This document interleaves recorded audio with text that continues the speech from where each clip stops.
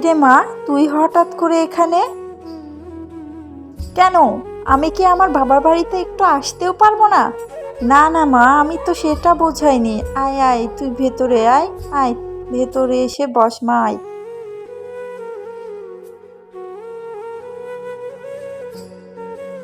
আসলে তোমাদের জামাই একটু ব্যবসার কাজে বাইরে আছে, আর আমার ওখানে থাকতে ভালো লাগছিল না, তাই আমি এখানে চলে আসলাম।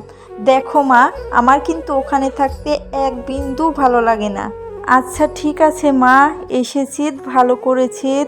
আর আমার শরীরটাও বেশি ভালো নেই মা, এখানে কয়েকদিন থাক মা, আমার সাথে থাক, আমারও অনেক ভালো লাগবে মা। আর শোন, রান্না বাড়া তো করতে হবে, দুপুরে রান্নাটা করতে হবে। যা, তুই একটু ফ্রেশ হয়ে নে, দুজন মিলে আমরা দুপুরে রান্নাটা করি মা। যা, ফ্রেশ হয়ে আয়। ঠিক আছে মা। মা, কি রান্না করতেছো বলো আমাকে, আমি রান্না করে দিই। আরে মা, নিচে গেছিলাম ছোট মাছ নিতে, এই যে ছোট মাছ নিয়ে এসেছি। এই ছোট মাছগুলো এখন কুটতে হবে। আমার শরীরটা তো বেশি ভালোও নেই, আমি কিভাবে কাটবো। আর আজকে এই ছোট মাছ আর একটু ডাল আর একটু গরুর মাংস রান্না করলেই হবে।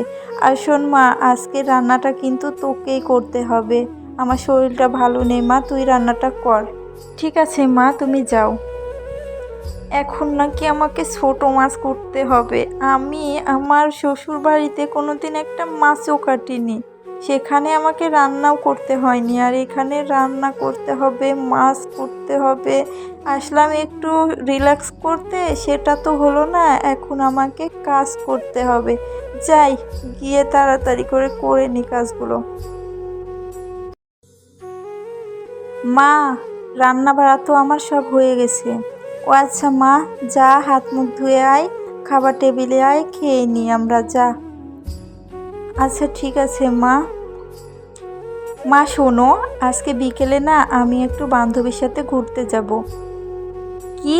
না না, কোথাও যাওয়া যাবে না, আজকে তোর ফুপু আসবে, তার জন্য ভালো মন্দ রান্না করতে হবে। আর তুই গেলে কে রান্না করবে? কোথাও যাওয়া যাবে না। কি? ফুপুকে আজকে আসতে হলো? তাকে তুমি নিষেধ করো মা আসতে আসতে। কেন নিষেধ করব? আমি নিষেধ করার কি? সে তার বাবার বাড়িতে আসবে, তুই যেমন তোর বাবার বাড়িতে আসিস, সেও তার বাবার বাড়িতে আসবে। এখানে আমি নিষেধ করার কি? আমি তাকে নিষেধ করতে পারবো না। তুমি আমার সাথে তোমার ননদের তুলনা করছো? এখানে তো তুলনা করার কিছু নেই, যা সত্যি তাই বলতেছি। ধুর, কিচ্ছু ভালো লাগে না আর। কিরে মা, কোথায় যাইতেছিস? থাকো তুমি, আমি চলে যাচ্ছি আমার শ্বশুর বাড়িতে। তোমার থেকে আমার শাশুড়ি অনেক ভালো, সে আমাকে বাড়ির কোনো কাজই করতে দেয় না। আমি নিজেই তাকে ভুল বুঝেছিলাম, সে আমাকে অনেক ভালোবাসে। তোমাদের এখানে এসেছিলাম একটু আরাম করতে, একটু রিল্যাক্স করতে, সেটা তো হলোই না, তুমি আমাকে কাজের উপরে রাখলে। আমি আর এখানে কোনো দিন আসবো না, তুমি থাকো তোমার বাড়িতে। আমি চলে গেলাম মা, থাকো তুমি। মারে, আমিও তো চাই তোর শাশুড়ি তোর কাছে ভালো হোক। তুই 2 দিন পর পরে বাড়িতে ঝরকা করে আমাদের এখানে আসবি। আর তুই কি মনে করিস তোর ঝরকাতে আমরা সায় দেব? আমার তো মনে হয় প্রত্যেকটা মাকে তার সন্তানদের এমনভাবে শিক্ষা দেওয়া দরকার। তোকে শিক্ষা দেওয়ার জন্যেই তো এত কিছু করা মা। জামাই তো আমাকে আগেই কল দিয়ে বলেছিল তোর সব কীর্তি। ভালো থাকিস মা।